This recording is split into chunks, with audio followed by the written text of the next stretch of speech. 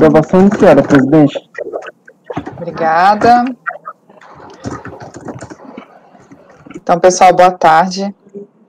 Vamos dar início à nossa sessão de julgamento de 9 de março de 2021, da primeira turma da terceira Câmara da segunda sessão do CAF. Presentes os conselheiros João Maurício Vital, Wesley Rocha, Kleber Ferreira Nunes Leite, Fernanda Melo Leal.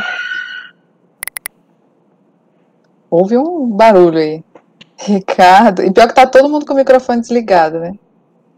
Ricardo Chiavegato de Lima, Letícia Lacerda de Castro, Maurício Dauri Tim do Vale, Sheila Ares Cartacho Gomes, que votarão nessa sequência, informando que o doutor Ricardo está substituindo o doutor Paulo, que é titular aqui do colegiado, e permanecerá conosco durante toda a sessão de julgamento. A gente vai dar início pelo item 53 da pauta, é o processo do recorrente Organização de Saúde com Excelência e Cidadania, o ZEC, de relatoria da doutora Letícia. Há um pedido de sustentação oral para esse processo, então eu vou pedir que convoque o patrono. Por gentileza, Marco Antônio, para convocar o patrono. Ok, presidente, farei a convocação agora. Obrigada. Vou pegar o nome do patrono aqui que eu não peguei. Item 53 da pauta. Dr. Rafael Correia Fuso. Seu processo será julgado agora. Por favor, verificar a mensagem privada no chat. Item 53 da pauta. Dr. Rafael Correia Fuso. Seu processo será julgado agora. Por favor, verificar a mensagem privada no chat. Patrono convocado, presidente. Ok. Só observar para ver se ele realmente vai conseguir entrar, porque estava dando um problema de manhã. Conseguiu, ó. De manhã a gente só estava com problemas aí.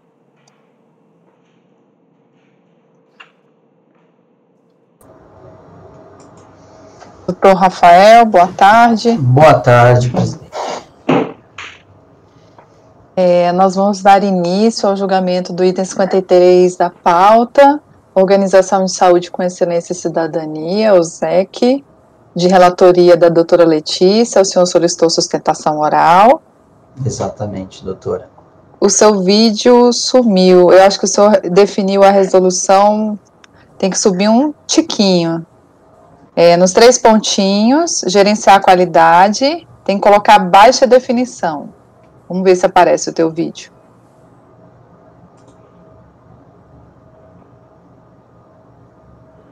Apareceu? Não. Ainda não? Não, tá dando com um sinal bem baixo de internet. Se eu puder reabilitar o vídeo, ou talvez entrar e sair novamente, acho que vou entrar. Melhor. Só um minutinho. Obrigado. Tá, joia.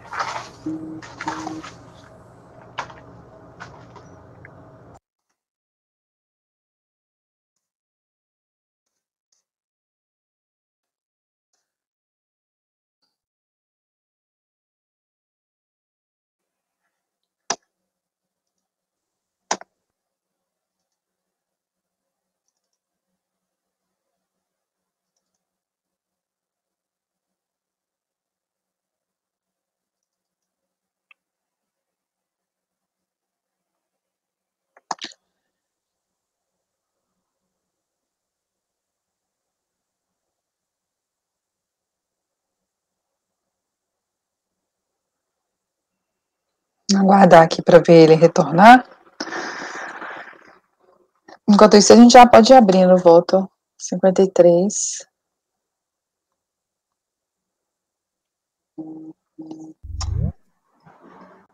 Temos mais uma ausência, senhora presidente. É o João. Ele está reiniciando o computador, ele está com problema no VPN. Como está agora, doutora? Continua sem o vídeo, doutor. Sem o vídeo? Uhum. Quando o senhor entrou, estava aparecendo. O áudio está bem, né? O áudio está ótimo. O áudio, mas né? Pode ser que o senhor queira compartilhar alguma tela, e aí eu acho que isso vai comprometer, não? Não vou compartilhar nada, só serei bem breve na minha sustentação. Deixa eu explicar. A gente vai iniciar pela leitura do relatório. Certo. Aí, em seguida, o senhor terá 15 minutos para a sustentação oral. Certo. E aí, em seguida, a doutora Letícia fará a leitura do voto. O doutor João 83, Maurício... é isso? 53. O doutor João Maurício, que é conselheiro, ele teve um problema de conexão, ele está reiniciando a máquina dele. Se o senhor quiser tentar ainda entrar e sair, ainda dá tempo de tentar de novo. Que eu vou aguardar só o doutor João entrar. Deixa eu só ver aqui se eu consigo... O senhor está pelo Chrome? Estou pelo Chrome, eu estou pelo Firefox, porque pelo Chrome acho que o meu computador ele está dando um problema na minha câmera. Então talvez seja o problema da câmera mesmo, ó. Provavelmente. Se o senhor também quiser entrar pelo celular, também há possibilidade. Deixa eu ver se eu consigo. Agora apareceu. Não mexe mais. É que eu tô com 2, eu vou fechar um. Tá. Agora apareceu. E agora sumiu. Acho que o senhor fechou o que estava aparecendo. Acho que ele saiu total, né?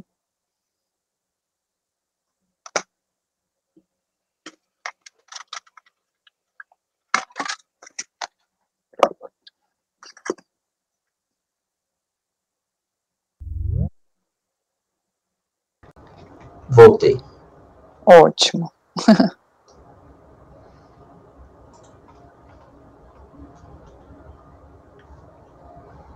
Agora tá ok, doutora?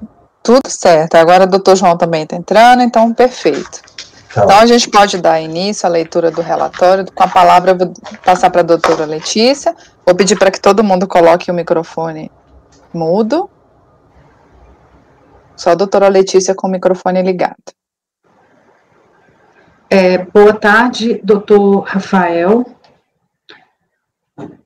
Trata-se de recurso voluntário em face do acórdão que manteve parcialmente o crédito tributário constituído no auto de infração, tendo em vista a atenuação e relevação parciais da multa, reconhecendo um crédito tributário do valor de aproximadamente R$ 1.200.000.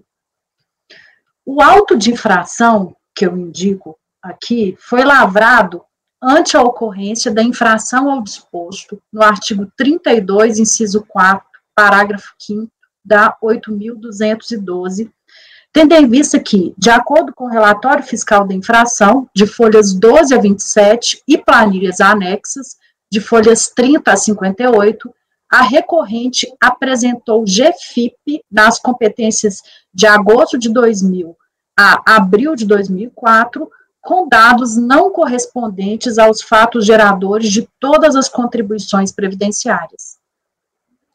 Consta no relatório fiscal da infração que a recorrente, primeiro, declarou em GFIP informações equivocadas relativas ao seu código FPAS, que era 639, ao invés de 5740, e ao percentual de injeção incompatível com sua realidade, 100%, quando o correto seria 0%. Segunda infração, deixou de declarar em GFIP para todas as filiais e competências as exatas remunerações consignadas nas folhas de pagamento relativas aos segurados empregados, ou seja, foram apuradas divergências entre os valores lançados pela empresa em folha de pagamento e aqueles por ela declarados em GFIP. 3. Terceira infração, deixou de declarar em GFIP a remuneração destinada aos contribuintes individuais de suas filiais, de forma integral da competência de agosto de 2000 a março de 2003, e de forma parcial apenas para a filial 00831, de abril de 2003 a abril de 2004. Quarta infração, não declarou em GFIP para nenhuma filial e competência os valores relativos a pagamento de vale-transporte em dinheiro registrado nas folhas de pagamento das diversas filiais. O relatório fiscal também informa que a recorrente não pôde, não pode, nem nunca pôde se subsumir à norma jurídica de isenção, transcrevendo na íntegra despacho exarado pelo INSS em março de 2004, em resposta à diligência preliminar requerida pela, eu indico por onde, por meio dos despachos de números 231 e 232 de 2003, sobre a entidade, referente ao período de agosto de 79 a julho de 2000, quanto a preenchimento ou não dos requisitos necessários ao gozo da isenção. Quanto ao relatório fiscal da aplicação da multa, de folhas 28 a 29, tem-se que, primeiro, tendo em vista o disposto no artigo 284.2 do Regulamento da Previdência Social e demais artigos, o valor referente à aplicação da multa pela apresentação de GFIP com dados não correspondentes aos fatos geradores de todas as contribuições previdenciárias corresponde a 100% do valor devido relativo à contribuição não declarada, observado o limite por competência, com função do número de segurados a serviço da empresa. Segundo, foi aplicado multa no valor de 1.600.000. Terceiro, para fins de aplicação da multa, levou-se em consideração que a entidade declarou em GFIP informações equivocadas em relação àquela isenção, que eu já relatei. Quarto, foram elaboradas planilhas em anexos retratando as competências e filiais envolvidas, os valores devidos não declarados, o valor total da multa. 5, a planilha 1 trata dos valores devidos relativos a contribuições não declaradas à época referente à divergência FOPAG e GFIP, Vale Transportes e Autônomos. 4, já a planilha 2 se refere aos valores devidos sobre a remuneração constante de folha de pagamento e autônomos declarada em GFIP à época, como se não houvesse isenção. Aí, respeitado o período em que vergeu a norma mais benéfica, de agosto de 2000 a maio de 2003. 7, a planilha 3, a de folha 58, evidencia a totalização dos valores e cálculo final da multa aplicável por competência, respeitado o limite legal conforme o número de segurados, que eu já havia indicado também antes na leitura. E, 8º, foi juntado o termo de verificação de antecedentes da infração à folha 63, no qual se constata não haver autuações anteriores, não tendo sido registradas circunstâncias agravantes. Bom, foi apresentada a impugnação, foram juntados vários documentos. Então, e tendo em vista a juntada de vários documentos, e a necessidade de alguns esclarecimentos, os autos foram para diligência à fiscalização, conforme despachos de folhas tais.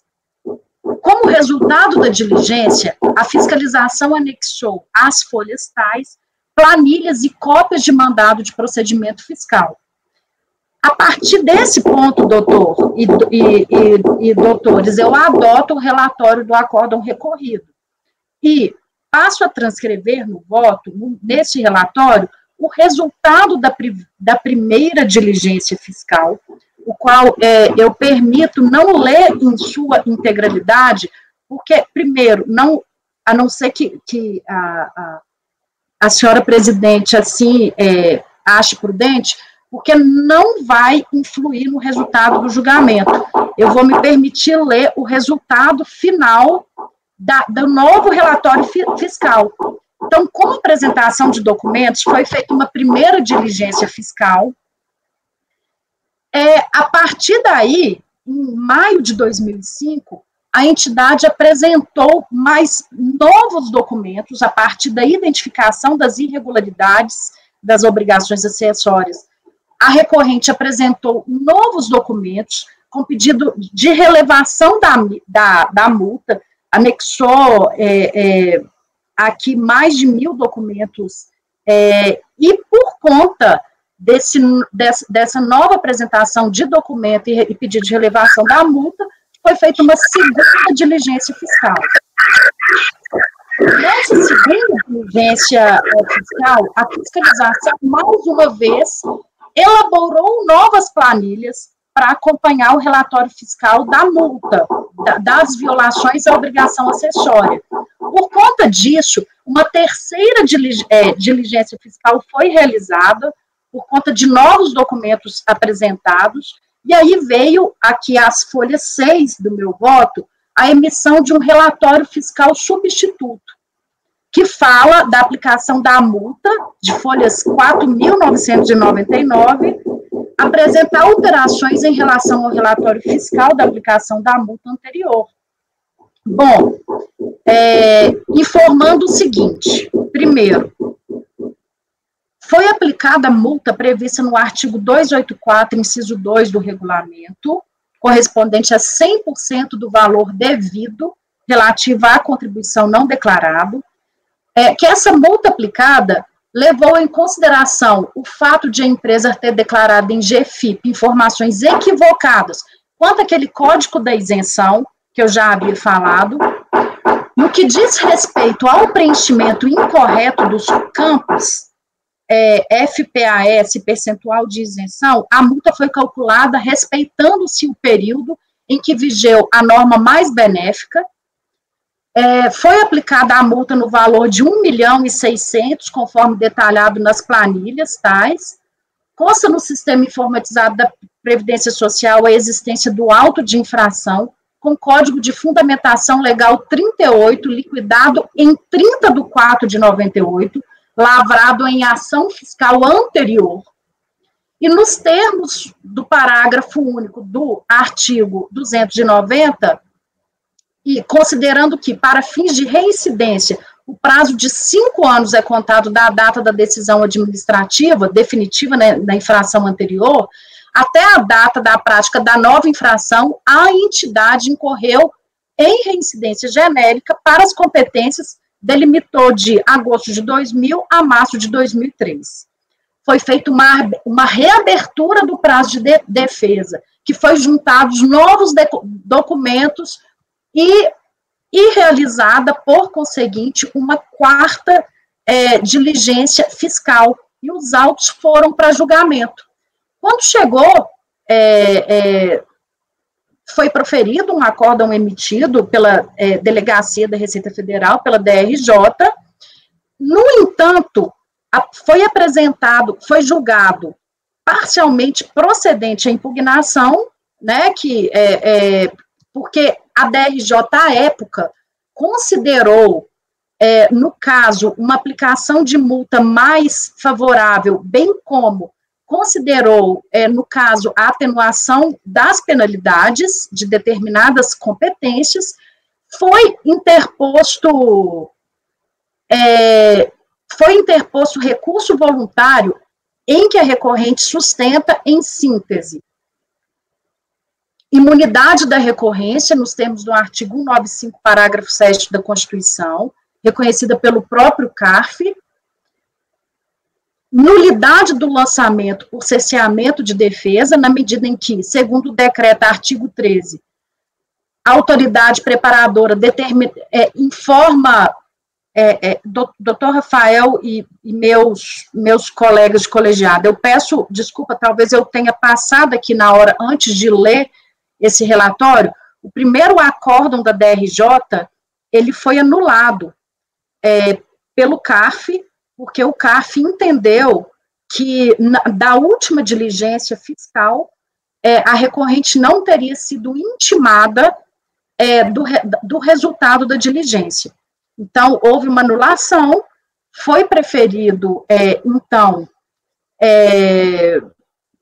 foi julgado parcialmente procedente à impugnação, está nas folhas 9, né, mantendo a questão da multa, reconhecendo que a entidade não é isenta, falando que vale transporte pago em dinheiro incide contribuição previdenciária, logo deve ser mantida a penalidade por violação à obrigação acessória,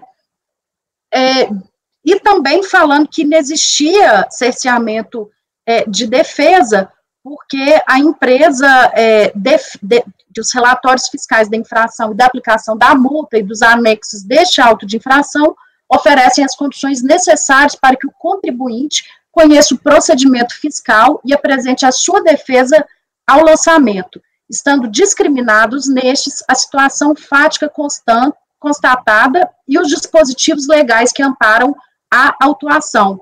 Aí, no caso, a DRJ fala que foi observado o devido processo legal, enfim, proferiu-se o voto mantendo o crédito tributário em parte.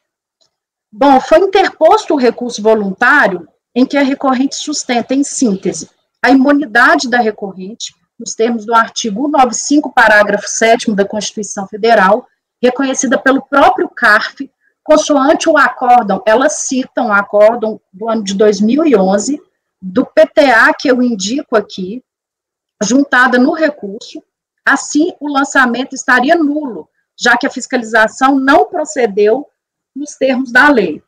2. Nulidade do lançamento por cerceamento de defesa, na medida em que, segundo o decreto tal, a autoridade preparadora determinará que seja informada no processo se um fator é reincidente, sendo que o artigo 9º deste mesmo decreto dispõe que a exigência do crédito tributário e a penalidade devem ser instruídas com todos os documentos indispensáveis à comprovação.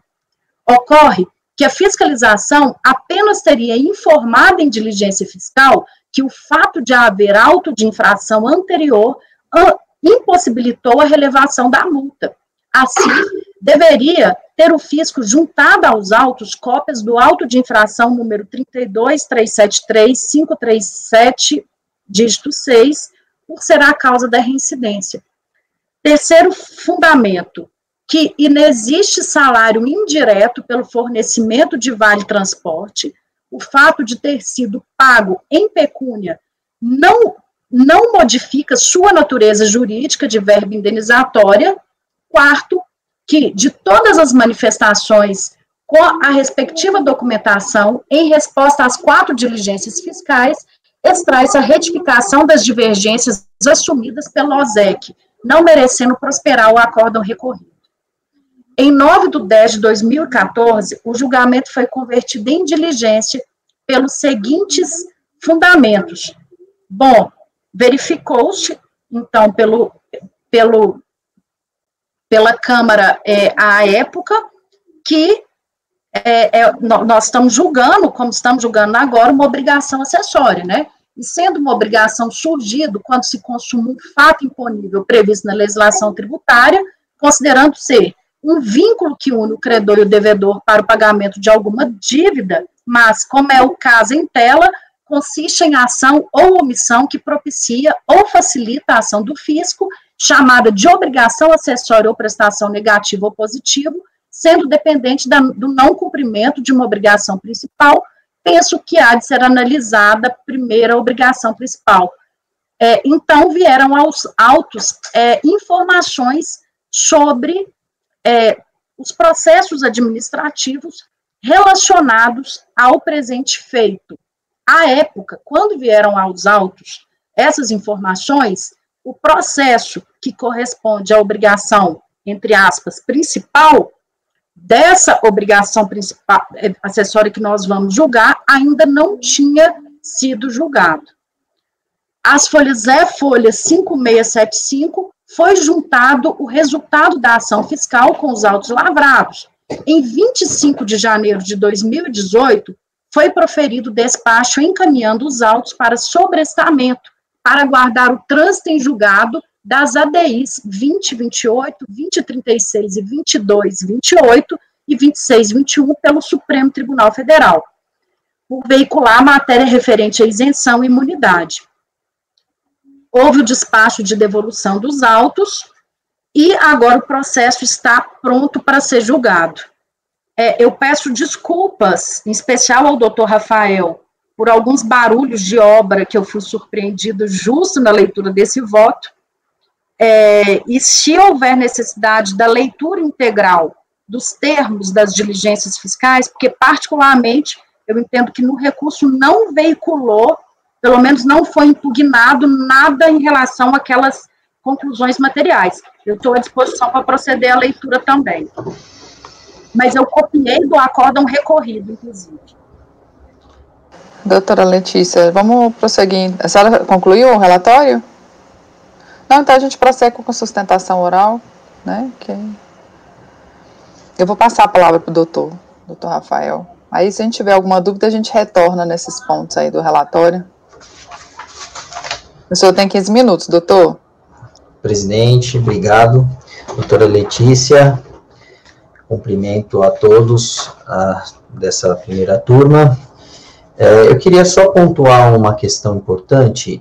A gente tem que olhar um pouco a questão da legislação lá atrás, quando foi o fato gerador e a questão do tempo do lançamento fiscal. Esse auto de infração, ele foi lavrado em 2007, né? Então, bem antigo isso, né?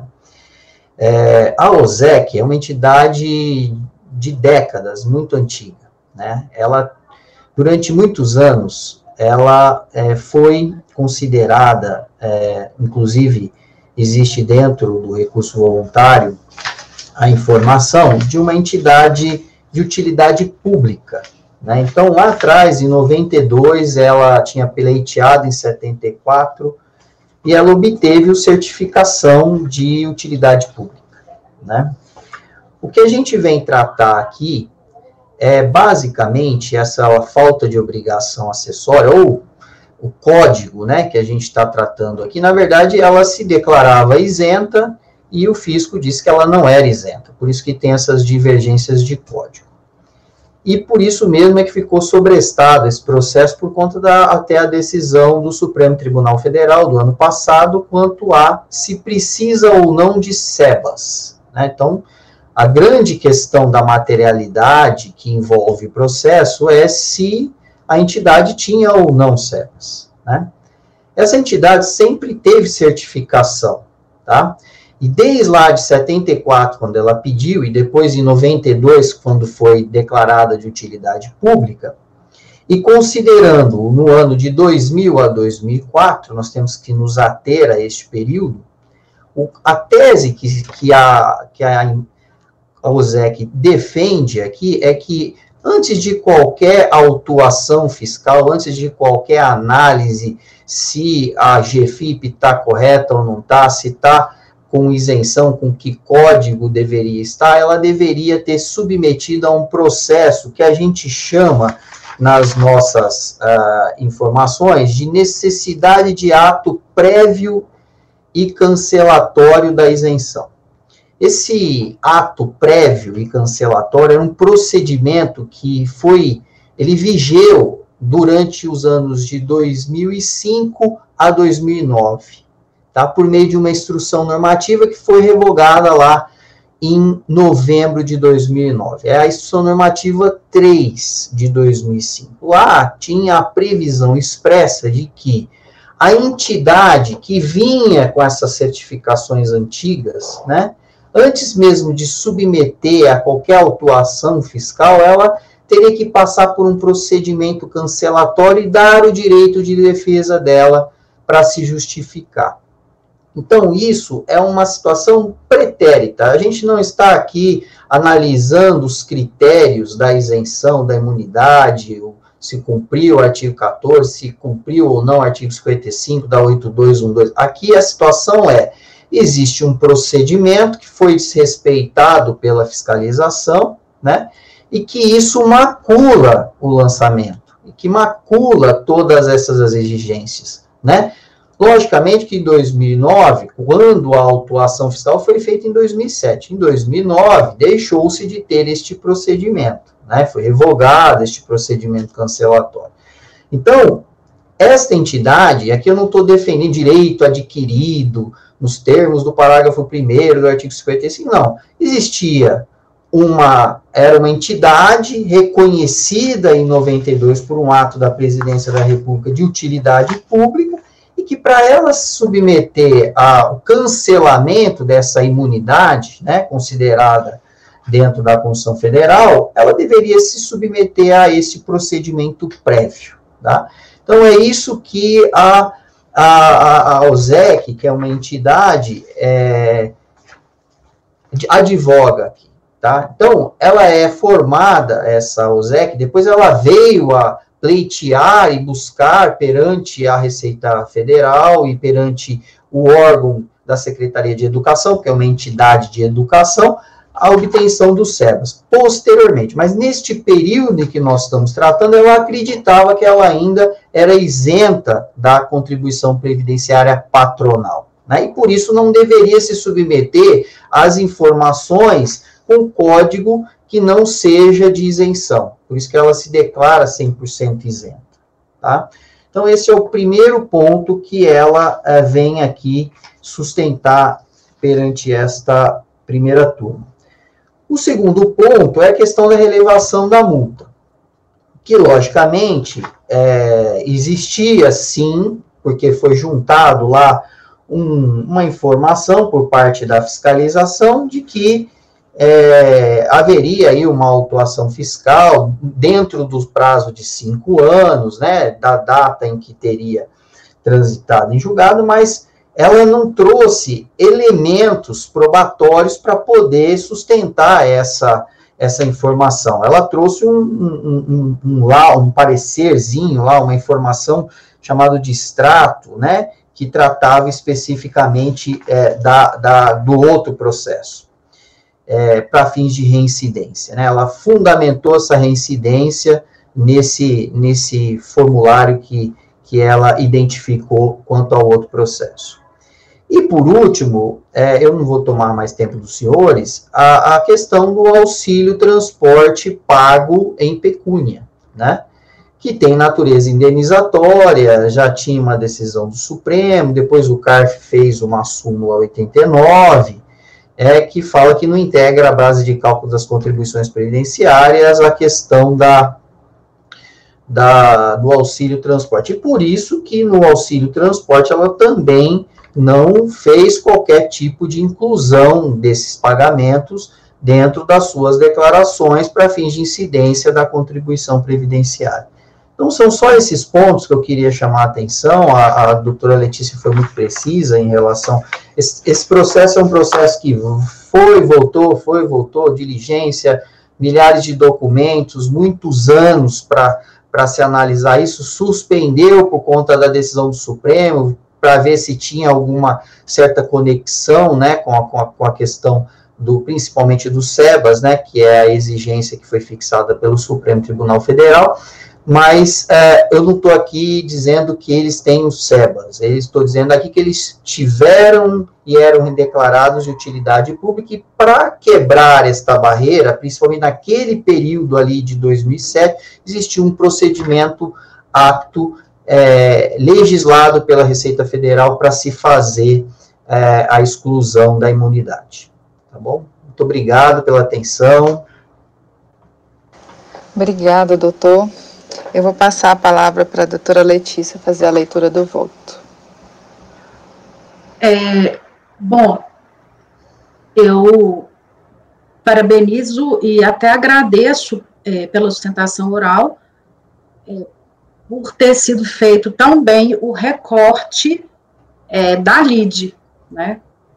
Então, iniciando pela leitura, antes de adentrar à tese de nulidade e ao mérito do recurso, proceda ao seguinte recorte acerca dos fatos geradores da infração previstas no artigo 32, inciso 4º, parágrafo 5º da Lei 8.212, referente à apresentação das GFIPs nas competências de 8 de 2000 a 4 de 2004, com dados não correspondentes aos fatos geradores. Assim, nos termos do relatório fiscal, no meu voto eu coloco, infração 1, a questão da isenção, que foi bem colocado, né, de informações equivocadas relativas a esse código e a esse percentual de isenção. Como infração 2, deixar de declarar em GFIP para todas as filiais e competências as exatas remunerações das folhas de pagamento. Como infração 3, deixar de declarar em GFIP a remuneração destinada aos contribuintes individuais de suas filiais, de forma integral, nas competências que eu já indiquei, e parciais daquela outra filial que eu também já havia me reportado. E como infração 4, não declarar em GFIP para nenhuma filial e competência os valores relativos a Vale Transporte. Bom, eu, a seguir, citei o que é o artigo 32, inciso 4, né, que ela é obrigada a informar mensalmente ao INSS, por intermédio de documento a ser definido em regulamento, dados relacionados aos fatos geradores de contribuições previdenciárias. Parágrafo 5º, que a apresentação do documento com dados não correspondentes aos fatos geradores sujeitará a infração à pena administrativa correspondente à multa de 100%, né, do valor devido à contribuição não declarada. Pois bem, feitas essas considerações, os nossos 4 pontos, né, e o fundamento legal, quanto à primeira nulidade suscitada pelo recorrente, que ele chama de nulidade, de que o lançamento estaria eivado de vício por ter a fiscalização procedido contrariamente à lei, citando um acórdão de 2011 do PTA, número 14.485.000.509/2007, dígito 46. Eu transcrevo aqui no meu voto, doutor, a íntegra desse acórdão, desse julgamento de novembro de 2011, de um outro processo em que é reconhecida, né, a isenção da recorrente por essa questão do direito adquirido, digamos assim, né, e da necessidade de emissão prévia, né, para poder mudar a situação jurídica. Eu cito a ementa desse acórdão juntado no recurso. Eu entendo que não é caso de nulidade, né, por proferir comando decisório defronte o julgado acima transcrito, mas que a questão é de mérito. Por certo, a ratio decidendi, né, desse julgado, afigura-se em uma carga probatória de natureza jurídica acerca do direito da recorrente à isenção. Então, eu trato essa questão da isenção não como nulidade, mas como mérito. Então, de ofício, aliás, consultei o andamento processual das obrigações ditas principais relacionadas às obrigações acessórias deste PTA, constatando que já fora julgada definitivamente, tendo sido proferido o acórdão número tal em maio de 2014. Ou seja, realmente a tese da recorrente deve ser seguida nesse julgamento, no meu entendimento, como questão de mérito, e ser reconhecida a isenção dela, porque o processo de obrigação principal já foi julgado e não teve recurso também da Fazenda Pública. Já transitou em julgado, tendo sido reconhecida a isenção da cota patronal, comprovada a condição dessa entidade isenta, né? E pelas razões que o doutor, inclusive, mencionou em sua sustentação oral. Portanto, embora afaste a tese de nulidade do lançamento por contrariar o acórdão proferido no contexto de uma ação fiscal diversa, entendo que, no mérito, impõe-se o reconhecimento da condição de entidade isenta da recorrente, o que afasta por derradeiro a prática da infração que a gente intitula de infração 1, relacionada a ter a recorrente declarada em GFIP, informações equivocadas relacionadas ao código. Quanto às demais infrações, registro que a entidade isenta do recolhimento das contribuições patronais encontra-se obrigada ao cumprimento de obrigações acessórias. Ao não informar os valores corretos relativos à remuneração de todos os segurados que lhes prestaram serviços, a recorrente infringiu o artigo 32, inciso 4, parágrafo 5º, pois é obrigada a informar mensalmente ao INSS, por intermédio de GFIP, na forma por ele estabelecida, dados cadastrais, todos os fatos geradores de contribuição previdenciária e outras informações do interesse do Instituto, sendo que a apresentação do documento com dados não correspondentes aos fatos geradores sujeitará o infrator à pena administrativa. Eu, inclusive, doutor, cito um acórdão do CARF quanto à obrigatoriedade de a entidade isenta cumprir obrigações acessórias. Bom, posto esse meu entendimento, em relação ao fato gerador da infração de ter a recorrente deixado de declarar em GFIP para todas as filiais e competências as exatas remunerações consignadas nas folhas de pagamento, o que a gente chama de infração 2, uma vez constatado o descumprimento dessa obrigação acessória, eu adiro aos fundamentos do acórdão recorrido. Inclusive, doutor, eu indico, com base no artigo 57 do Regimento Interno, esses fundamentos para manter a infração número 2.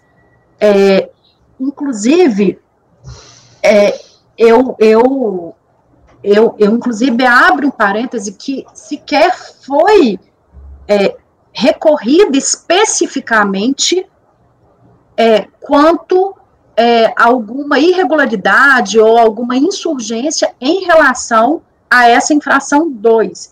Eu não aprendi do recurso. Então, eu mantive essa parte do acórdão recorrido, né? Que, citando, por exemplo, é de se ressaltar ainda que, ao analisar os documentos anexados aos autos pela entidade, bem como as informações constantes no sistema informatizado, a fiscalização verificou que grande parte dos valores constantes nas folhas de pagamento foi declarada em GFIP e elaborou, assim, uma planilha, uma nova planilha do anexo 1. Cumpre mencionar aqui que, ao consultar as competências e os estabelecimentos relacionados às folhas 53 e 57, parte das divergências entre folha de pagamento e GFIP quanto à remuneração dos empregados, não corrigida à época, no sistema informatizado da Receita Federal do Brasil, se verificou que houve a entrega de nova GFIP relativa à competência de janeiro de 2002 para o CNPJ tal, com dados tais, informando como base de cálculo da Previdência Social referente à categoria 1, o valor de 1.910.000, superior àquele constante na coluna SC, folha apurado pelo fiscal, da planilha em tela denominado anexo 1. Ocorre que esta se configura apenas em uma parte dos valores referentes às contribuições previdenciárias que deixaram de ser declarados pelo contribuinte em GFIP, na competência em tela, conforme se pode verificar nas planilhas que o acórdão recorrido cita. Então, quanto à infração 2, eu mantive o acórdão recorrido. Quanto ao fato de ter deixado de declarar em GFIP a remuneração destinadas aos contribuintes individuais de suas filiais, de forma integral das competências de agosto de 2000 a março de 2003, e de forma parcial apenas para a filial 831 de abril de 2003 a abril de 2004, que eu chamo de infração 3, outro sim, por anuir as razões recursais, adoto-as. E sigo, mais uma vez, transcrevendo o acórdão recorrido, inclusive, por também não ter constatado nenhuma insurgência específica no recurso, apenas uma alegação genérica de que não existiria, no caso, as irregularidades, então eu adotei as razões do acórdão recorrido.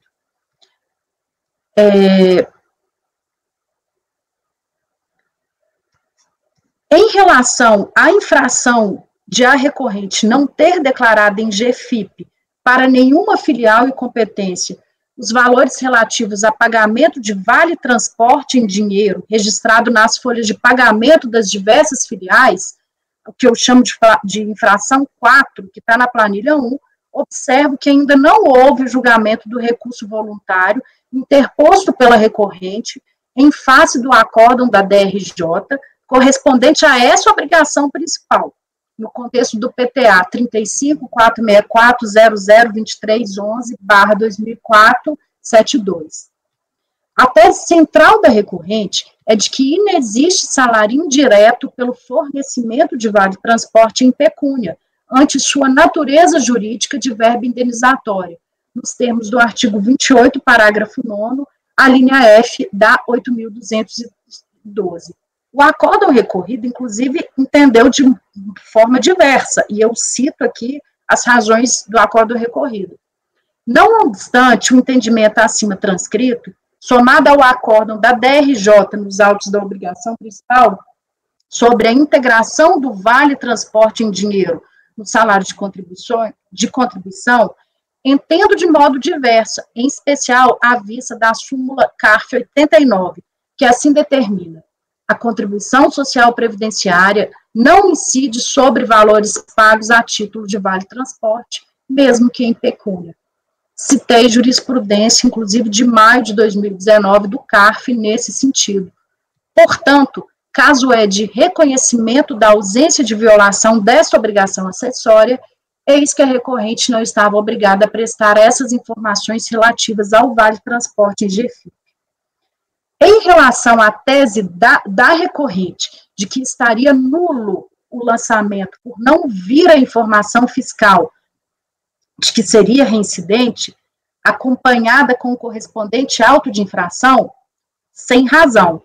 Ora, é razoável supor que a recorrente tenha conhecimento da íntegra dos procedimentos que seja parte, normalmente aqueles que gerem efeitos para fins de reconhecimento de reincidência, sendo completamente desnecessário que a fiscalização junte aos autos a sua cópia integral. Aliás, quanto à aplicação da multa, bem como da atenuação e relevação reconhecida em determinadas competências pela DRJ, embora não sejam objetos desse recurso de forma específica, eu também citei no acórdão, o acórdão da DRJ, principalmente que para a fase de execução deste acórdão, fique bem claro, né, que partes das competências das multas houve atenuação e partes relevação em relação a essa reincidência. Inclusive, essa nova sistemática na aplicação da multa, né, que no momento seja aplicada a multa mais benéfica à recorrente. Então, eu transcrevi essa parte do acórdão recorrido, embora não seja objeto de recurso. Então, ante o exposto, eu voto por dar provimento parcial ao recurso para excluir as infrações relacionadas, a declaração em GFIP de informações equivocadas relativas ao seu código, né, 639 ao invés de 5740, e ao percentual de inserção incompatível com sua realidade, 100%, quando o correto seria 0%, que está na planilha 2. E 2, a não declaração em GFIP para nenhuma filial e competência quanto aos valores relativos a pagamento de vale transporte em dinheiro registrado nas folhas de pagamento das diversas filiais. Então, esse é meu voto, só também esclarecendo que, no final, que eu julgo essa nulidade, por não ter sido juntado o processo que gerou a reincidência, eu vou tirar ele aqui do final do voto, esteticamente, né, por poder entender como uma preliminar, e vou julgar antes de tudo.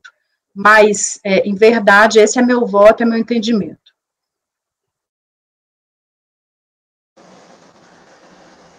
Ok, doutora Letícia, obrigada. Então, no caso, teria que colocar que a senhora está rejeitando as preliminares também, lá na conclusão. Tá. Eu vou passar a palavra para o doutor João, que pediu a palavra primeiro. Parabéns pelo voto, doutora Letícia, e ao patrono também pela sustentação. Eu tenho uma dúvida aqui.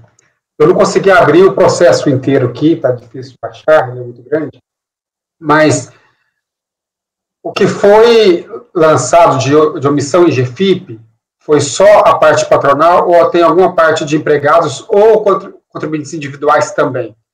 Talvez você ou o patrono pudesse responder.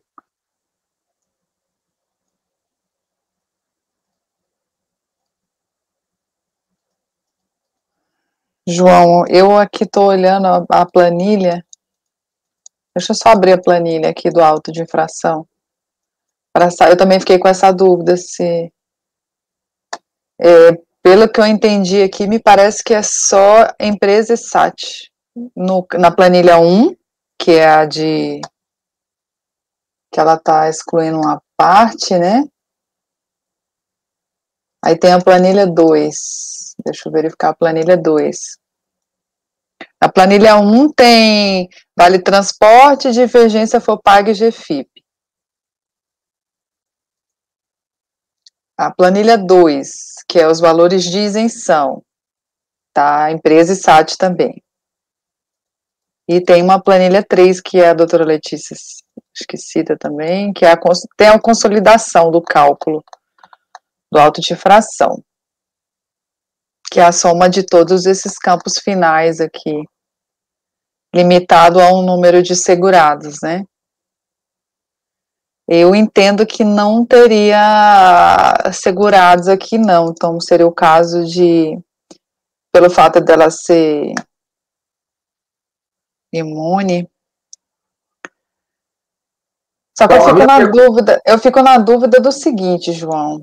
Eu sei que você está falando em relação aos segurados. Embora ela tivesse a obrigação, ela fosse, vamos supor, ela é isenta, né? A gente chegou à conclusão de que ela é isenta. Então, ela teria que... Não.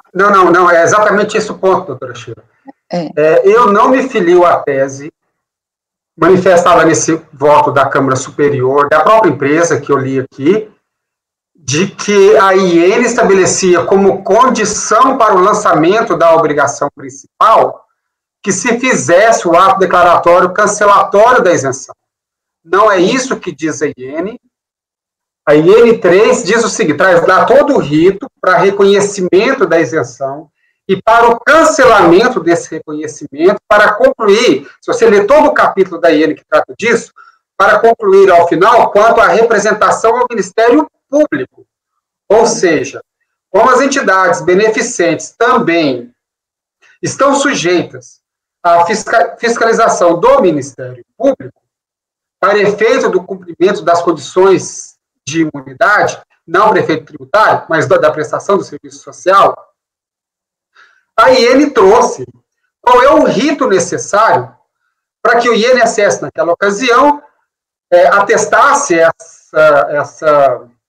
esse descumprimento da condição de imunidade para que o Ministério Público pudesse exercer sua fiscalização, inclusive obrigando a fazer essa representação.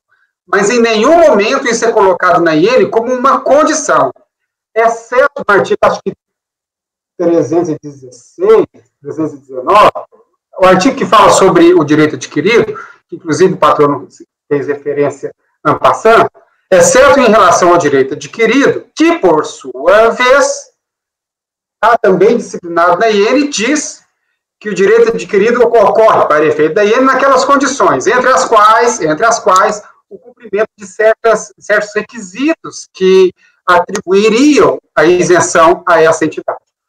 Um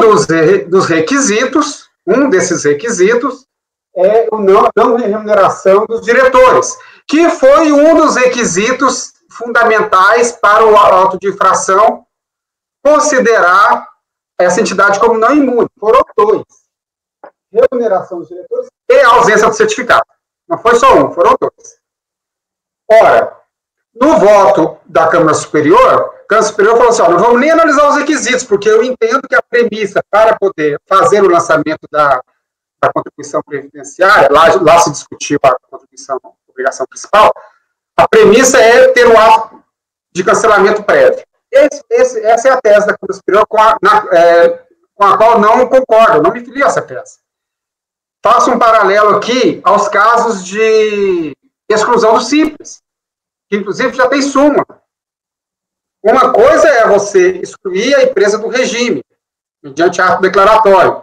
Aí vai ter efeitos, esse ato declaratório terá uma série de efeitos, mas isso não é condição e nem obsta o lançamento da obrigação principal.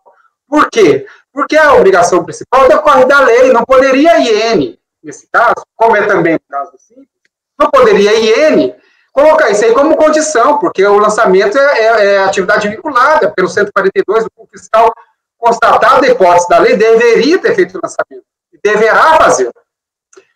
Eu entendo que a IN não poderia e não limita o lançamento da obrigação principal condicionada à prévia emissão do ato declaratório, cancelatório da isenção, que é a tese contrária à tese do voto da Câmara Superior, que eu não sei nem se talvez o patrão não saiba, se esse acordo da Câmara Superior é resultante da mesma fiscalização. Mas, independente disso, é certo que lá a Câmara Superior reconheceu essa isenção, que, na verdade, se trata mesmo de uma imunidade. Então, eu não me filio, e por isso que tem sentido a minha pergunta, doutora Sheila.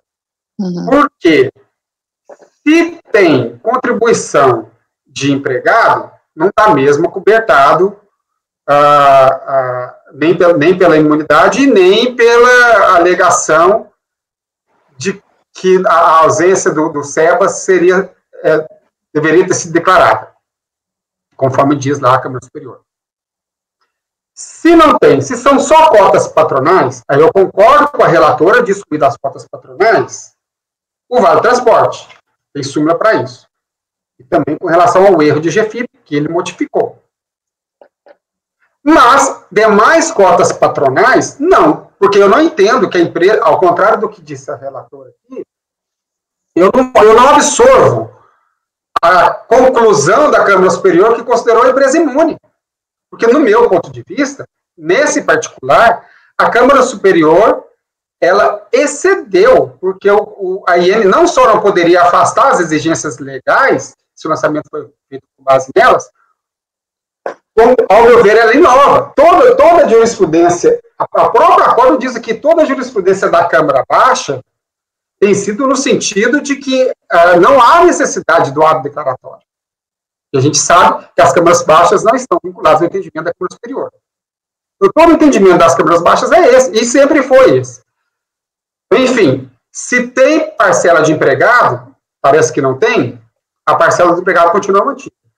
A conclusão da relatora, eu entendo que está correta, a conclusão da relatora, que é excluir do lançamento duas parcelas. Aquela resultante da retificação em face do erro de código. E aquela decorrente do Vale Transporte paga em pecúnia. Isso eu concordo. O que eu não concordo é o que está escrito no voto, que é admitir a isenção aqui sobre os fundamentos daquele acordo. É isso. E aí, porque se eu admitir essa isenção, e houver outras parcelas, eu repito que eu não abri o processo, e houver outras parcelas omissas na GFIP, essas parcelas estariam rígidas, se não admitir a isenção.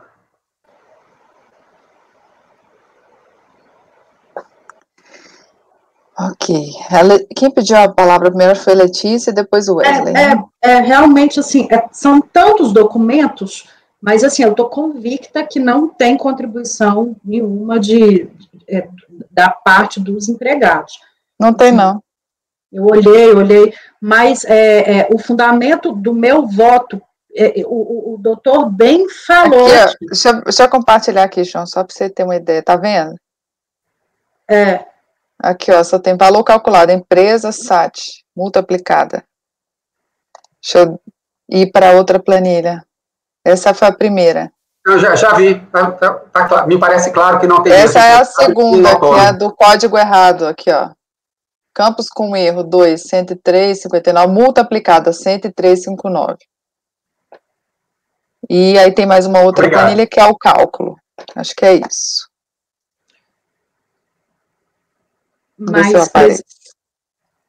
Mas doutor João, obviamente, nós já debatemos isso em várias situações nesse colegiado. Existe uma independência, né, da causa de pedir recursal, do pedido aqui, tratando de obrigações acessórias com as principais.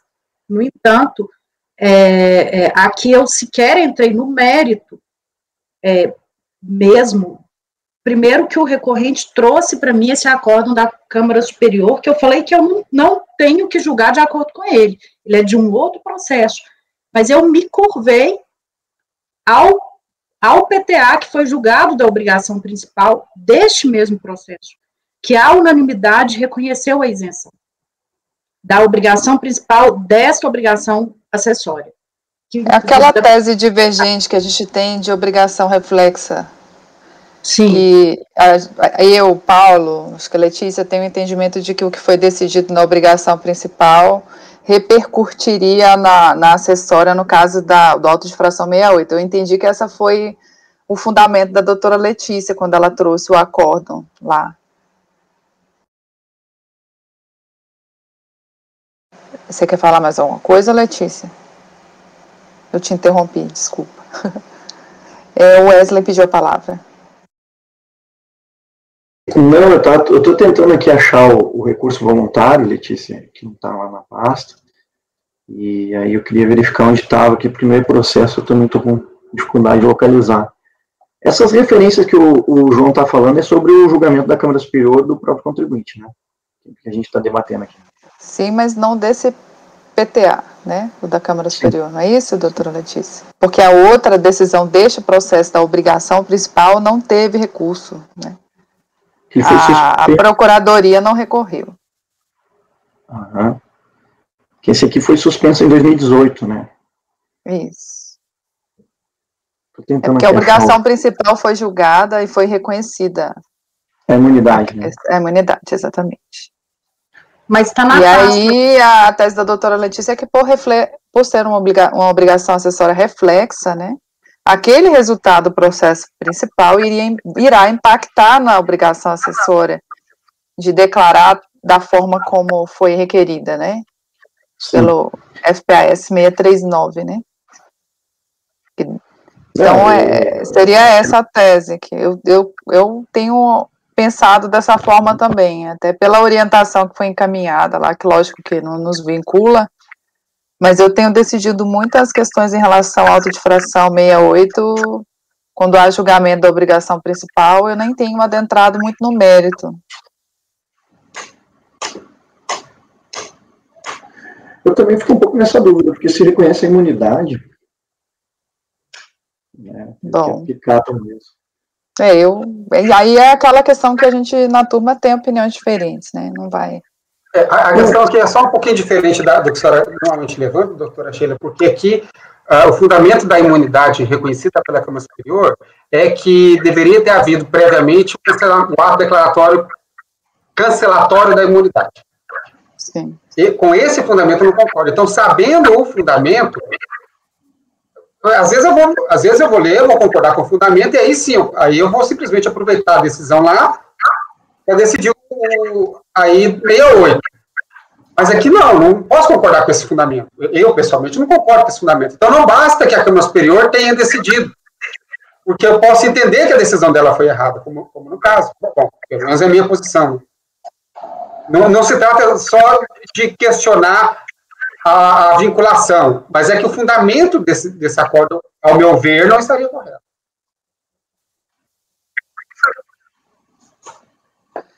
Ok. Então, doutora Letícia, a senhora vai manter o voto, né? Então, ela está rejeitando as preliminares e dando parcial provimento ao recurso para excluir as infrações relacionadas à declaração em GFIP de informações equivocadas relativas ao seu código FPAS 639 ao invés de 5740 e ao percentual de isenção incompatível com sua realidade 100%, quando correto seria 0. Planilha 2. E item 2, a não declaração em GFIP para nenhuma filial e competência dos valores relativos a pagamento de vale transporte em dinheiro registrado nas folhas de pagamento das diversas filiais. Planilha 1. O doutor Maurício pediu a palavra. Diga, doutor Maurício.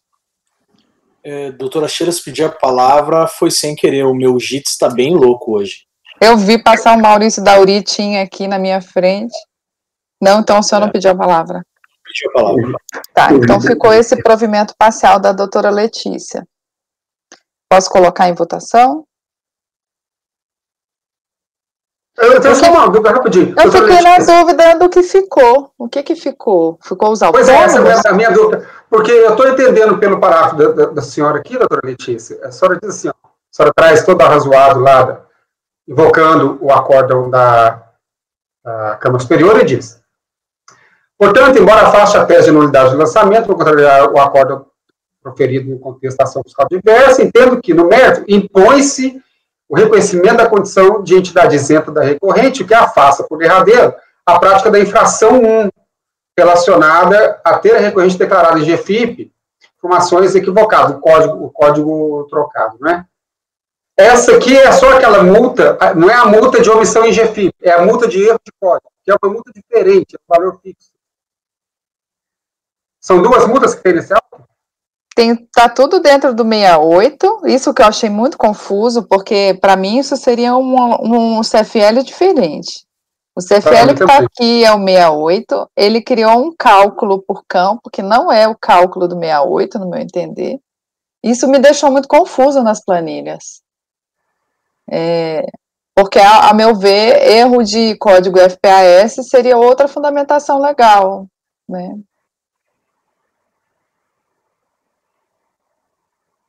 Eu mantive o que na página 11 se fala de infração 2 e infração 3.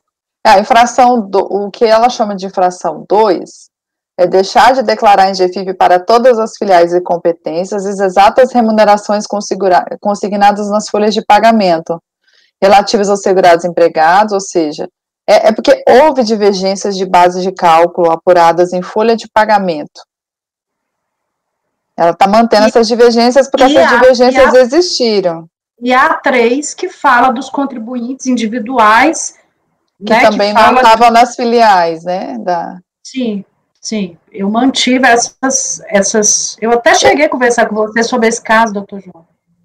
A questão é que aqui só foi levantada a cota patronal, não foi levantado os segurados dessas duas rubricas. E o cálculo dessa multa do 68 é com base na contribuição que foi omitida. 100% da contribuição que foi omitida. Se eu estou entendendo bem, se o lançamento foi só da parte patronal, vai cair tudo. Exatamente. Se o colegiado admitir o reflexo que a empresa era imune naquela ocasião, não fica nada. Por quê? Porque o lançamento do erro de código não é esse, não é o 68.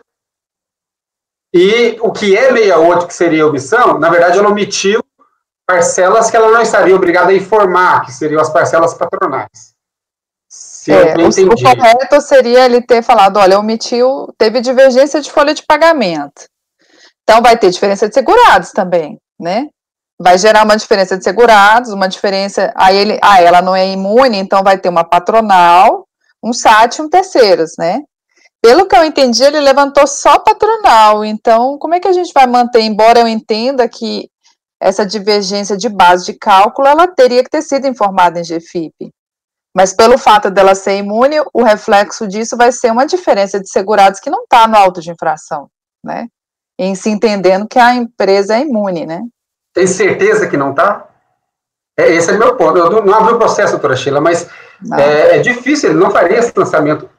O patrão talvez saiba, se eu tenho outro processo decorrente, um AI68 de empregados, por exemplo, pode ser que ele tenha separado. Não pode ter 2 AI68 numa mesma ação fiscal. Só um. Doutor Kleber, você que é oriundo da Previdência, você está com o processo aberto aí? Liga seu microfone, por favor. Processo aberto não, mas o lançamento seria no 71, se ela não tivesse recolhido os segurados, seria a parte, não está aí, não estava o segurado. Não, entra no 68, se ele não declarou esses segurados na GFIP, vamos supor, essas bases não estavam na GFIP, aí você vai fazer. Agora, se ele interpretou, essas bases estão lá na GFIP, mas ele não calculou a cota patronal em cima delas. Então eu vou, aí é outra situação, sabe? Provavelmente é feito no FPAS de isenta que não gera patronal, né? Então, assim, pela planilha, é só olha aí a planilha. A planilha do cálculo do auto de infração, ela está na folha 40 e seguintes. Vou baixar isso aqui. Porque o cálculo da multa é artigo 284, 100% do valor devido relativo à contribuição não declarada.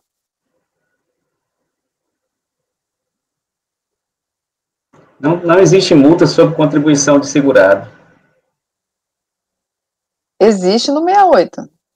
Não. Se ele não tiver declarado essa contribuição, ele vai pegar a diferença do que está na GFIP, o que não está, e vai levantar. Mas ele não fez isso, ele pegou só a patronal. Porque ali não é da empresa. A multa é só sobre a parte da empresa. Aquela parte ali não é da empresa, como é que ela vai responder com multa? Responde, doutor Kleber.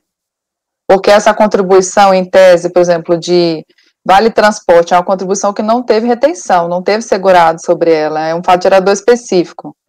Então, vamos supor, o fiscal entendeu que Vale Transporte em pecúnia é faturador de contribuição previdenciária.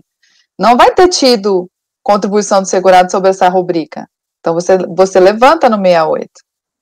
Essa é a contribuição de segurados. Só que ele não levantou.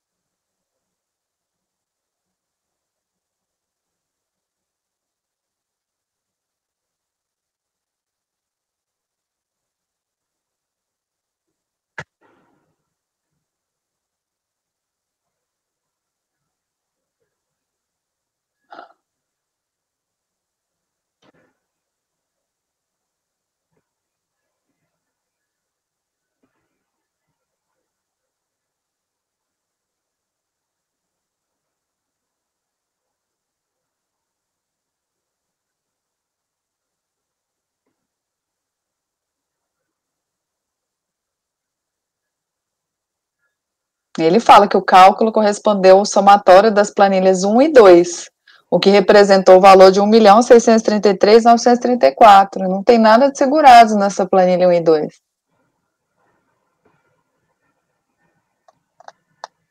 Está no relatório fiscal.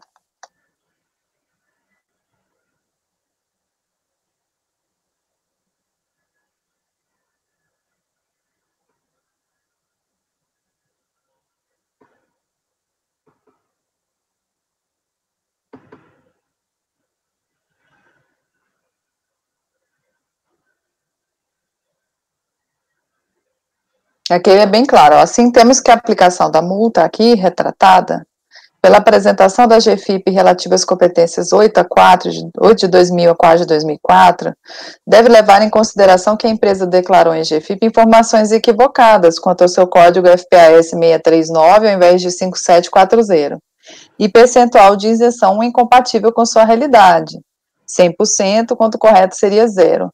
Além de informações divergentes ou faltantes, em relação às remunerações pagas aos seus segurados, empregados e contribuintes individuais.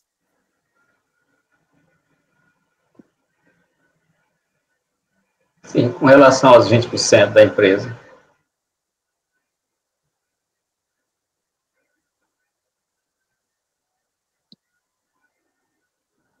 Aqui, no que está aqui, só tem patronal. É só patronal. 68 é só patronal. Não, tem segurado, certeza. Se fosse um faturador específico, de uma rubrica específica, ia estar aí no 68, os segurados dela. E aí, eu acho que entendendo-se que a empresa é imune, eu acho que é o caso de dar provimento ao recurso. Exatamente. Bom, aí, nesse partido, eu concordo com a senhora, doutora Sheila. Estou lendo aqui o relatório fiscal. O que diz a IN3, e veja só que a IN3, que o recorrente, inclusive, invocou a IN3, também a relatora, para justificar, e também lá a Câmara Superior invocou o mesmo ato para justificar que era necessário o cancelamento da inscrição. Você cancela o que existe, né, da inscrição, da isenção. Você cancela o que existe. O que eu estou vendo aqui é que essa empresa, ela não tinha os requisitos de isenção antes, mesmo na vigência do 1557. Ela não tinha. É o que está dizendo aqui. Ela não tinha e nunca teve, segundo está dizendo aqui o relatório fiscal. Faz um longo histórico para dizer, olha, ela nunca cumpriu os requisitos, teve certificado, acho que na 1974, ela teve certificado, depois ela entrou para a renovação, foi indeferido 2 vezes. Então, as folhas 30 e etc. aí do processo. Sendo que o último deferimento foi uma resolução de 99.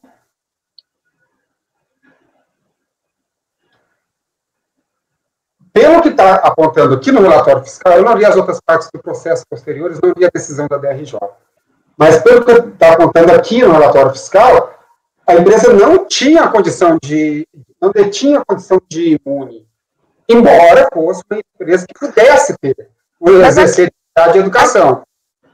Aqui não é o caso, João, de ela tinha o SEBA, certo? O fato dela ter descumprido os outros requisitos, que são atinentes aos outros incisos, sem ser o inciso 2º, não é o caso daquela inconstitucionalidade declarada pelo STF? Porque eu entendo aqui que ela tem o inciso 2º. Ela tinha o SEBA, segundo o que o patrono falou. Não, o que eu estou vendo aqui é que ela não tinha, olha só, eu vou ler para vocês. Ela tinha. O patrono me informou que tinha, por isso que eu não estou entendendo. Porque aí seria o caso do inciso 2º, porque é o constitucional, ela tinha o SEBAS, era a única exigência que está mantida pelo STF, é o SEBAS. E aí, pelo que eu entendi, seria isso. Ela teve reconhecimento de utilidade pública, inclusive, o processo está juntado no recurso. O SEBAS está junto com o recurso? Doutora Letícia, você tem como compartilhar a tela para a gente desse SEBAS, por gentileza? Porque eu não tô conseguindo acessar meu VPN, não tô conseguindo entrar no e-processo, nem na pasta T. Eu tô tentando entrar via pasta T.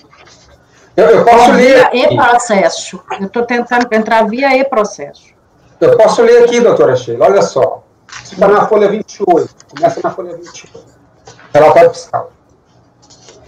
Aí ele faz um breve histórico dos diplomas legais que regulamentavam essas exigências. Aí diz, em 27 de julho de 91, com o advento da Lei 8.212, retomada a possibilidade de se requerer ao INSS a isenção da cota patronal, esse é o artigo 55, que traz novamente como requisito que a entidade seja portadora do registro e certificado de entidade beneficente de assistência social, fornecido pelo Conselho Nacional de Assistência Social. Informações prestadas pelo Conselho Nacional de Assistência Social sobre aquisição e manutenção de certificado para essa empresa, o CEP, florestais. Registrada pelo processo número tal de 74 e sessão realizada em 10 de julho de 74. Era portadora dos seguintes certificados de entidade beneficente social, CES. Número tal, deferido em 74, número tal, deferido em 78, com validade a partir de 3 de 1 de 78 a 31 de 12 de 94. Solicitou o recadastramento e primeira renovação do SES pelo processo número tal, qual obteve as seguintes decisões. Resolução número tal, de 97, suspende o registro e o certificado. Resolução número tal, de também 97, dezembro de 97, restabelece o registro e o certificado. Resolução número tal, de 99, publicada em março de 99, defere o recadastramento e indefere a renovação do SES. Decisão de 99. Ingressou com pedido de reconsideração da decisão, processo número tal, estou na folha 29. Resolução número 100 de 99, de 26 de abril de 99, publicado em 27 de abril de 99, indefere a renovação em grau de reconsideração, negando o provimento ao recurso, o fundamento no parecer da consultoria jurídica, etc, etc. Solicitou segunda renovação do SES pelo processo número tal, ao qual foi anexado ofício tal do INSS como informação fiscal. Processo ainda sem decisão. Estamos aqui em 99. Requer renovação do SES, processo tal, mais um outro processo agora de 2003. Destaca-se deste breve histórico sobre aquisição e manutenção que a entidade, em resolução 55/99 de março de 99, publicada ainda em março, teve indeferida a renovação do SES e o indeferimento em grau de reconsideração também. Ela não tinha mais o certificado desde 99, é o que está descrito aqui. Ela tem um pedido, inclusive o pedido de reconsideração foi indeferido. E tem um outro pedido pendente, pelo menos no momento da lavratura desse relatório fiscal, havia um pedido pendente, mas ela não tinha mais certificado. O certificado foi cassado. Entendi. Situação da entidade no período de 79 a 85. Ele descreve aqui a situação nesse período até 85.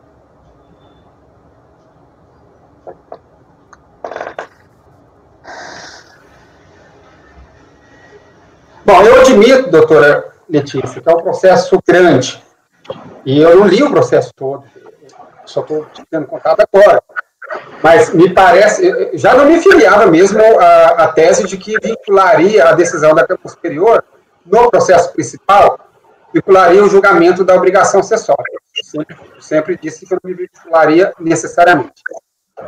Nesse caso, ainda mais, porque eu data vênia, me parece que a decisão da Câmara Superior no processo principal, ela não está correta. Por quê? Porque não se trata de emitir o ato cancelatório da isenção, porque esse ato foi emitido. Contra o ato que cancelou, o contribuinte se surgiu duas vezes. Um em grau de recurso perdeu, um em grau de reconsideração perdeu. Presidente, posso fazer um esclarecimento? Sim, sim. Assim, na página 5594 do recurso, né, que é o recurso voluntário, existe um certificado de entidades filantrópicas com prazo indeterminado, que foi juntado e informado no processo. E ele não tinha prazo determinado. Qual é a página, doutor? 5594 do recurso que foi mencionado, ele faz essa menção. E aí o documento, ele está nas folhas 268, né, que a empresa detinha esse certificado de fins filantrópicos desde 1974, o qual foi substituído depois, em 4/8/92, com prazo indeterminado.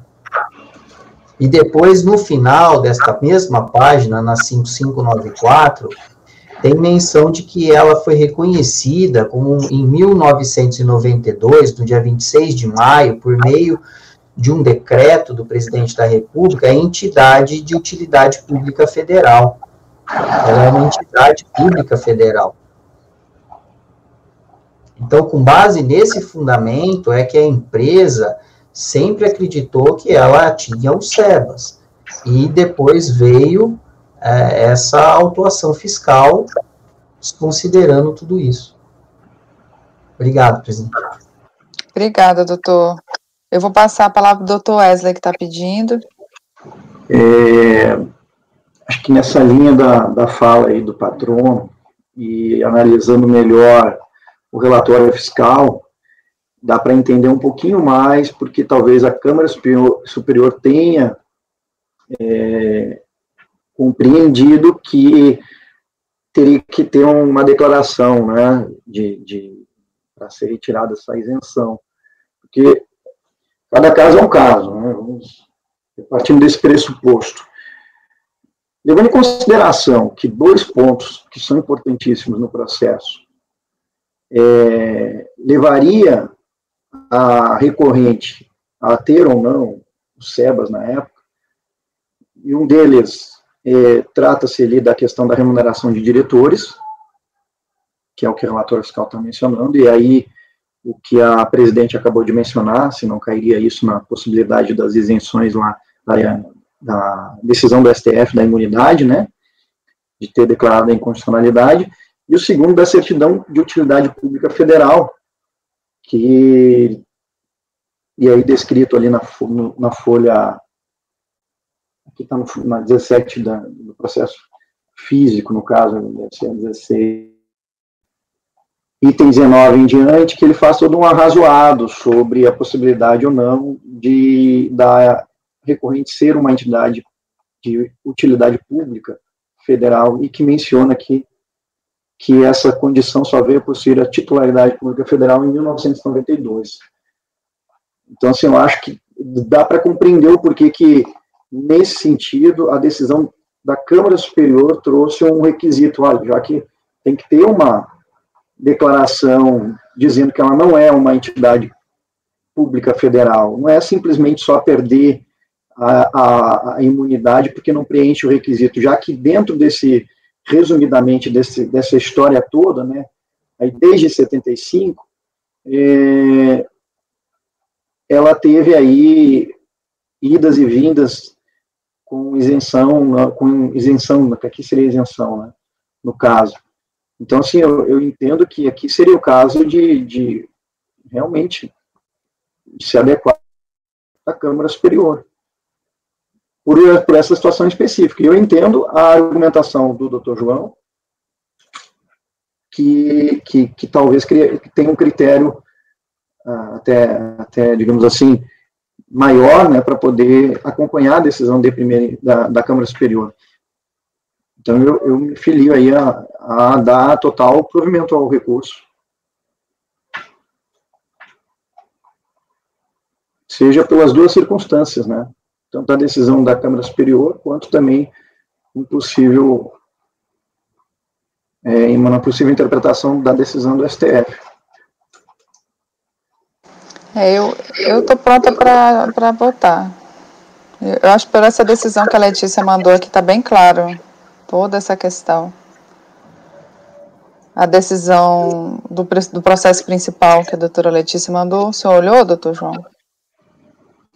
Olhei, eu até disse aqui que não concordo com as conclusões, que ela condiciona o lançamento ao prévio ato cancelatório da imunidade. Não concordo com os fundamentos. Também estou pronto para votar. Ok, então, doutora Letícia, a senhora vai manter o voto, né? Presidente, mil desculpas. Eu queria entender melhor essa questão. Na verdade, pela minha conclusão, eu vou dar provimento total. Total. Pela questão do código dessas...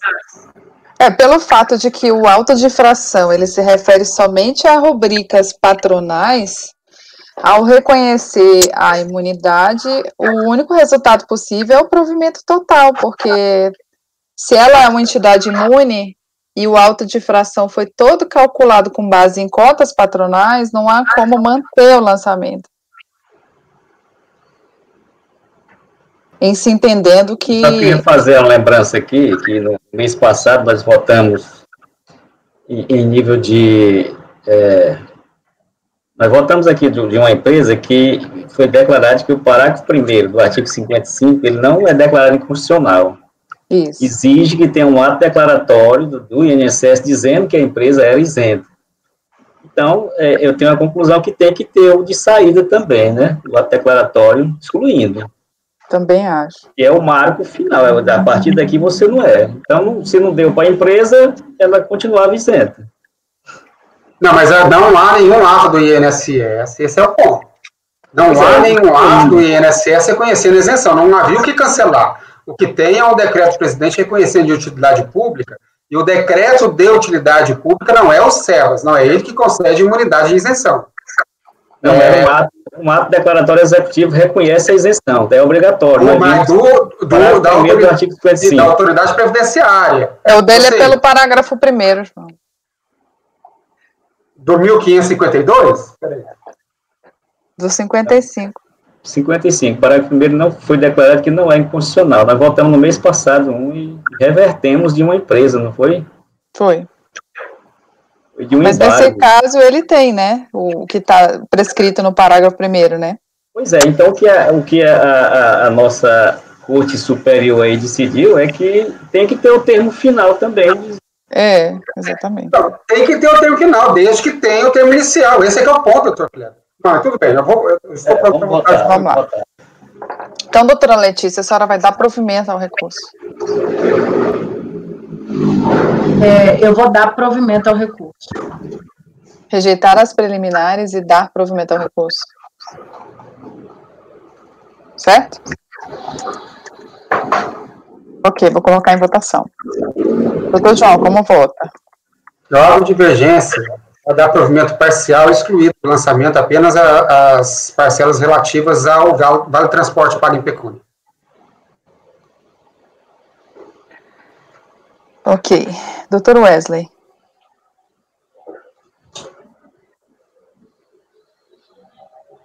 Doutor Wesley? Que tá travando o meu aqui. Bom, e levando em consideração as rúbricas do processo e ser consideradas as cotas patronais e a decisão da Câmara Superior reconhecendo a imunidade, eu vou acompanhar a relatora pelo provimento do recurso. Doutor Kleber. Acompanha a relatora. Doutora Fernanda. A relatora. Doutor Ricardo. Eu acompanho a relatora. Doutor Maurício. Eu acompanho a relatora. Eu também acompanho a relatora pelo fato de que eu também venho entendendo essa questão da obrigação correlata, reflexa, enfim. E eu também, é muito nesse sentido que eu vou acompanhar. E o principal já está decidido, enfim. Então, acordam os membros do colegiado, por maioria de votos, em rejeitar as preliminares e dar provimento ao recurso. Incido o conselheiro João Maurício Vital, que deu provimento parcial para exclusão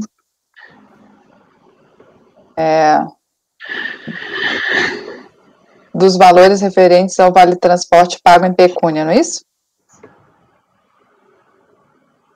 Exclusão da base de cálculo da multa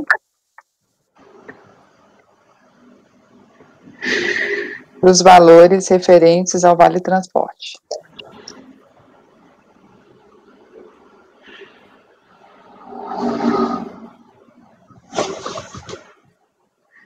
Deixa eu colocar aqui de uma outra forma, porque a preliminar foi unânime, não é isso?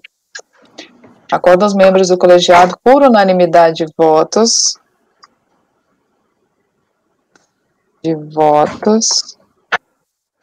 e rejeitar as preliminares.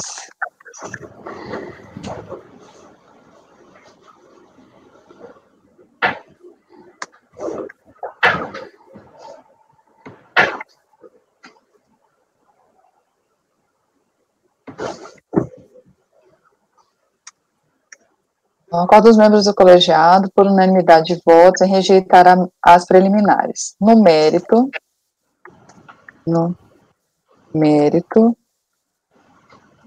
por maioria de votos, em dar provimento ao recurso. Vencido o conselheiro João Maurício Vital, que deu provimento parcial ao recurso para a exclusão da base de cálculo da multa dos valores referentes ao vale transporte. Correto, doutor João? Fez sustentação oral o patrono Rafael Correia Fuso, OAB São Paulo 174928. Correto, doutor Rafael? Correto, presidente. Então, obrigada pela participação do senhor. Eu agradeço. O processo foi julgado. Muito obrigado, viu? Uma boa tarde, bom trabalho para vocês. Boa tarde. Posso pegar uma água aqui, presidente? Vocês querem dar um intervalo? Vamos dar um intervalo de 10 minutos? Vamos. Que a gente ficou 40 minutos, 1 hora e 40 minutos nesse processo quase. A discussão foi boa. Não sei se é só o meu, mas